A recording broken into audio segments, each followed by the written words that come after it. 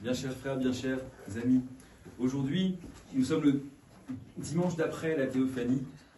Nous en avons entendu à l'instant l'évangile et ainsi mais nous avons également entendu l'évangile d'une des guérisons qu'avait opéré le Christ pour un aveugle qui lui crie « Fils de David, aie pitié de moi ».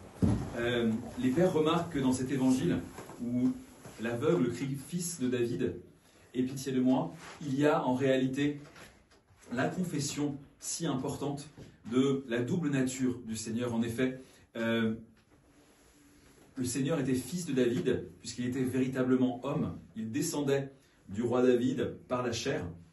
Mais il est bien évident qu'un roi humain, sans l'aide de Dieu, ne pourrait pas guérir la cécité de cet aveugle.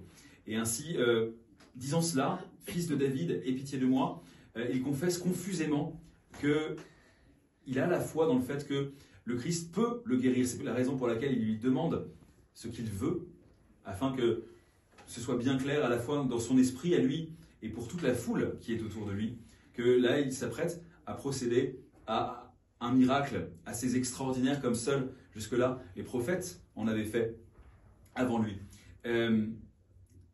Cette confession de la double nature du Christ, elle va également avec la reconnaissance pour l'aveugle de ses péchés. Aie pitié de moi, c'est se reconnaître pécheur également.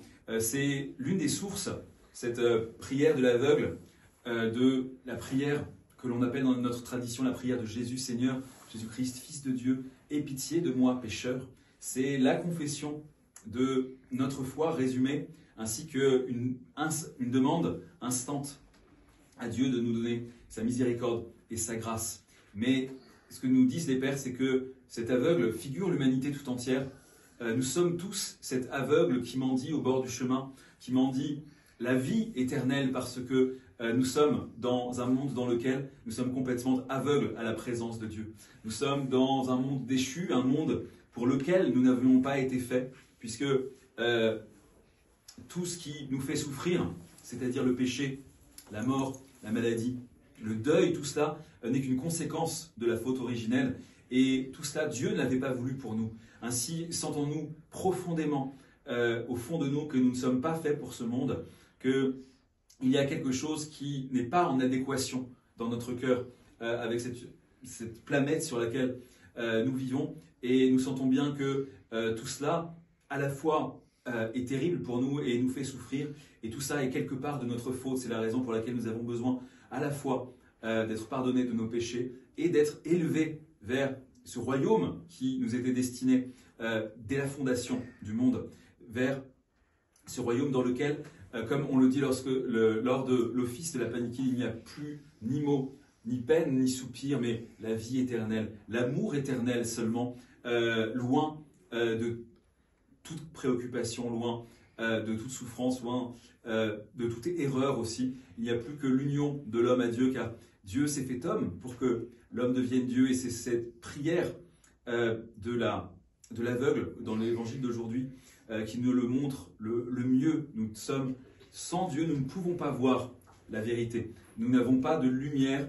Il faut que Dieu nous ouvre les yeux, c'est-à-dire que nous puissions percevoir sa présence. Souvent, nous avons beaucoup de mal à prier, moi le premier, parce que justement, cette cécité de la nature humaine déchue fait que finalement, nous sommes beaucoup plus attirés par ce que voient les yeux de notre corps que par ce que pourraient voir les yeux de notre âme. Et ainsi, nous sommes comme des papillons qui tournent autour d'une flamme, puisque tout ce qui, dans ce monde, brille, tout ce qui peut être attirant, nous attire et pourtant finit par nous consumer, parce que ce dont nous avons véritablement besoin, c'est de la présence de Dieu, et de ce Dieu qui est invisible pour les yeux de notre corps, mais qui serait visible pour les yeux de notre âme si nous hurlions comme l'aveugle de l'évangile d'aujourd'hui, « Seigneur, Fils de David, aie pitié de moi », c'est-à-dire ouvre-moi les yeux, éclaire mes ténèbres, fais en sorte que, non pas d'être présent dans ma vie, mais que je me rende compte de ta présence dans ma vie. Les pères de l'Église nous insistent, et notamment les pères ascètes, sur le fait qu'il y a un moment dans la vie spirituelle où notre prière vers Dieu, ce n'est plus simplement des mots que nous récitons devant des icônes. Ça devient véritablement un dialogue sans parole entre Dieu qui est présent devant nous, devant nos yeux, souvent sous forme d'une sorte de lumière, et notre âme qui, unie à lui, est dans l'état de plus pur bonheur auprès de lui, auprès de son Créateur, puisque c'est de lui dont nous avons véritablement besoin. C'est la seule chose au monde dont nous ayons besoin. Parfois, nous demandons pourquoi Dieu ne nous donne pas ce que nous lui demandons lorsque nous prions, mais c'est sans doute parce que nous avons oublié que c'est lui, en fait, dont nous avons véritablement besoin, et lui ne cesse jamais de se donner. À nous de le recevoir, afin de régner avec la Trinité, Père, Fils et Saint-Esprit, dans le royaume de Dieu pour les siècles des siècles. Amen. Amen.